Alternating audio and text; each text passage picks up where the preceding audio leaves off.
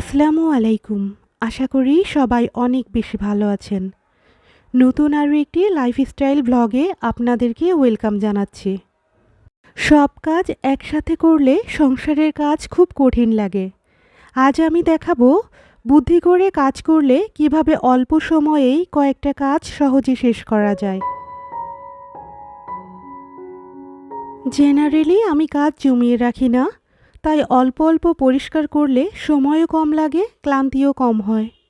এই থিওরিটা আমি সবসময়ই ফলো করার চেষ্টা করি।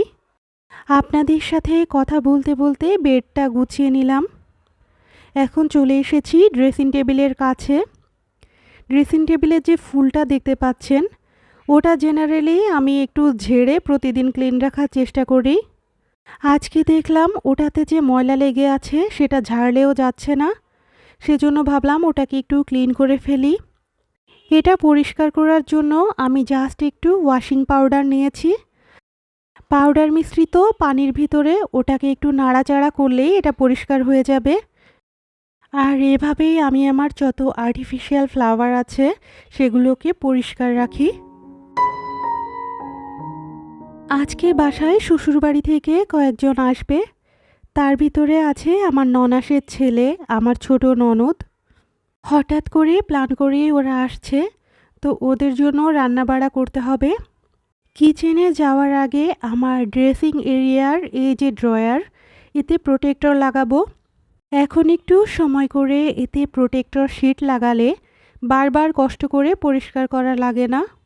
আর এভাবেই একটু বুদ্ধি খাটিয়ে কাজ করলে সংসারের কাজ অনেকটাই সহজ হয়ে যায়। তাছাড়া প্রোটেক্টর শিট না লাগানোর কারণে আমার ড্রয়ারটাও নষ্ট হয়ে যাচ্ছিল জিনিসপত্র রাখাতে। সেজন্য ভাবলাম যে প্রোটেক্টর শিটটা লাগিয়েই নিই। আমার ড্রেসিং টেবিলের সাথে ম্যাচ করে আমি এরকম একটা প্রোটেক্টর শিট নিয়েছি। আর আমি এই প্রোটেক্টর শিটটা নিয়েছি মিস্টার DIY থেকে। একটা ড্রয়ার লাগানো কমপ্লিট হয়েছে, এখন আমি দ্বিতীয় ড্রয়ারটাতেও লাগিয়ে নিয়েছি। এখন আমার ড্রয়ারটা দেখতেও সুন্দর লাগছে, আবার এতে যদি জিনিসপত্র রাখি তাহলে কিন্তু আমার ড্রয়ারটা নষ্টও হবে না।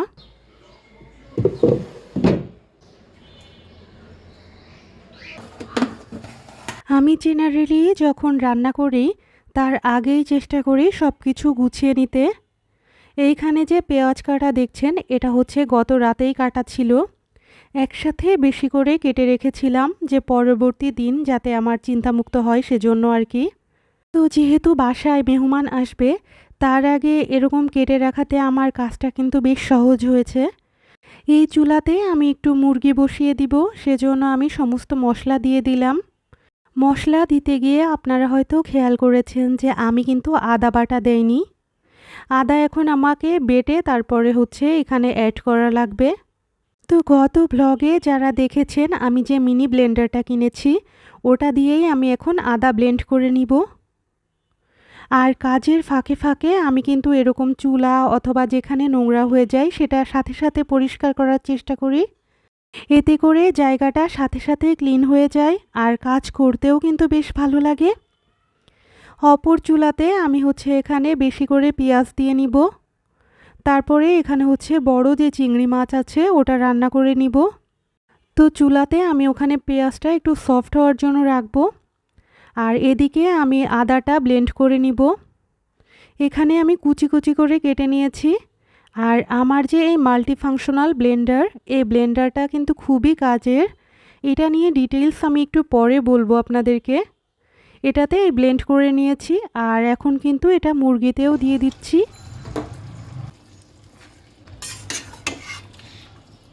আপনারা যারা আমার ব্লগ আগে দেখেছেন তারা হয়তো এরকম একটা মশলার ডিব্বা দেখে থাকবেন। এরকম যদি একটা মশলার ডিব্বা সবার সংসারে থাকে তাহলে কিন্তু কাজ অনেক ইজি হয়ে যায়। এই জিনিসটা কিন্তু সত্যিই অনেক কাজের। একটা ডিব্বার ভিতরে সব মশলা একসাথে থাকে, যার কারণে রান্না করতে কিন্তু অনেক ইজি হয়। চিংড়ি মাছের জন্য সমস্ত মশলা দিয়ে দিয়েছি। এখন চিংড়ি মাছটা একটু এতে ভাজা ভাজা করে নিব। আমার চ্যানেলে অনেকেই নতুন সদস্য যুক্ত হয়েছেন, সবাইকেই অন্তরের অন্তঃস্থল থেকে জানাই অনেক অনেক শুভেচ্ছা। আর যারা অলরেডি আমার চ্যানেলে আগে থেকেই যুক্ত ছিলেন তাদের জন্য তো অফুরন্ত ভালোবাসা। আপনাদের সবার ভালোবাসার কারণেই আমি কিন্তু নতুন নতুন ভিডিও আপলোড করার শক্তি পাই। প্রথমে এদিকে একটা কাটলা লাগিয়েছি, তারপরে আমি এদিকে একটা ক্লিপ লাগিয়েছি। ঠিক আছে। এইখানে রিসলিয়া ওর মাথার ক্লিপ আর কাগজ দিয়ে একটা ওয়াচ বানিয়েছে, সেটাই আমাকে দেখাতে এসেছিল। তো গত ভ্লগে কিন্তু আপনাদের সাথে আমি দেখিয়েছি যে আমি যখন কাজ করি রিসলিয়াকে তখন আমার আশেপাশেই কোনো কাজে ব্যস্ত রাখি। এখানে আমি মাংসে ঝোলের পানি দিয়ে নিলাম আর চিংড়ি মাছটাও একটু নেড়ে চেড়ে নিচ্ছি। আমি কিন্তু চুলাতে রান্না বসিয়ে আমার অন্যান্য যেসব কাজ থাকে সব কিছুই কিন্তু একসাথে করতে থাকি। সব কাজ যে পারফেক্ট হতে হবে এটা কিন্তু জরুরি না, কিন্তু একটু গুছিয়ে কাজ করলে সংসারের কাজ যেমন সহজ লাগে, নিজের মনটাও কিন্তু একটু শান্ত শান্ত লাগে। রান্না করার সময় যত রকমের থালা বাসন আছে সেগুলো আমি সাথে সাথে ক্লিন করার চেষ্টা করি। আর আমি হাতে যে গ্লোভসটা পরেছি এটা দিয়ে থালা বাসন পরিষ্কার করলে যেমন আমার হাতের যে জামা কাপড় সেটা ভিজে না, ঠান্ডা লাগারও সম্ভাবনা নেই। আবার দেখতেই পেলেন মাজুনি ছাড়া আঙুল দিয়ে কিন্তু আমি আইস ট্রেটা পরিষ্কার করে নিলাম। তো এভাবে যদি একটু বুদ্ধি করে কাজ করা যায় তাহলে কিন্তু গৃহিণীদের কাজ অনেকটা ইজি হয়ে যায়।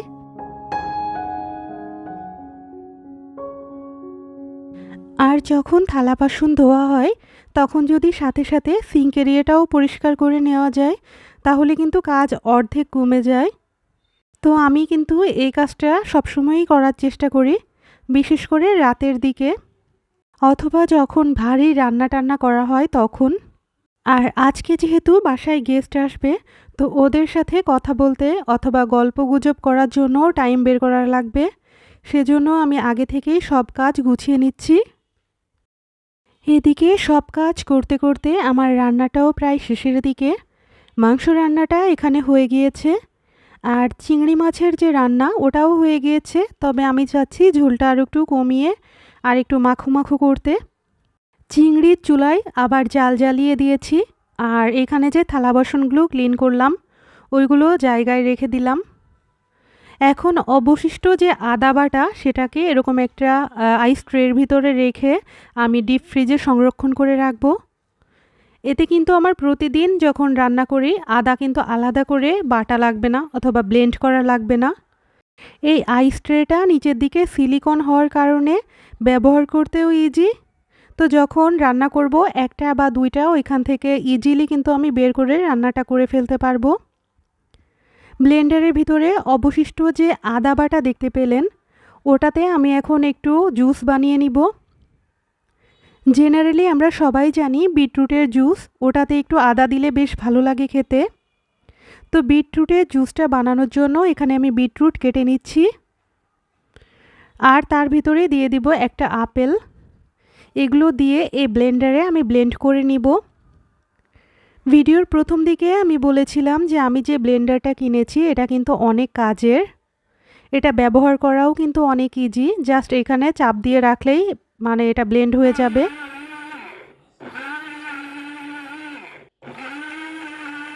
এই যে ব্লেন্ডার এটা কিন্তু কফি গ্রাইন্ডার হিসেবে বিক্রি করা হয়।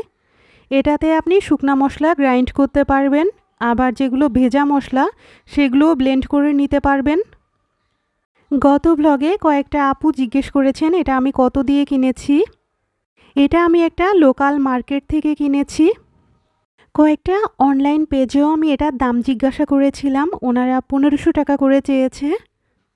আর যখন মার্কেটে গেলাম ওনারা এটা 1400-1500 এরকমই দাম চাচ্ছিল। কিন্তু যাওয়ার আগে আমি দারাজ থেকে এর দামটা দেখে গিয়েছিলাম। পরবর্তীতে দোকানদারদের সাথে কথা বলে এটা আমি 1200 টাকা দিয়ে কিনতে পেরেছি। এখন তো নতুন নতুন কিনেছি, জিনিসটা বেশ ভালোই লাগছে। বেশ কিছুদিন গেলে বোঝা যাবে যে আসলেই প্রোডাক্টটা কেমন। এটা একটা জাপানিজ প্রোডাক্ট আর ব্লেন্ডারের ভেতরেও খোদাই করে লেখা আছে কোম্পানির নামটা। আপনাদের সাথে কথা বলার ফাঁকে ফাঁকে আমার চুলার এরিয়াটা পরিষ্কার করে নিলাম, কারণ আমার রান্নাবাড়া শেষ। আর যে সিঙ্ক এরিয়ার পাশের অংশটা ওটাকেও আমি পরিষ্কার করে নিলাম, ওয়াইপার দিয়ে মুছেও নিলাম যাতে এক্সট্রা কোনো পানি না থাকে।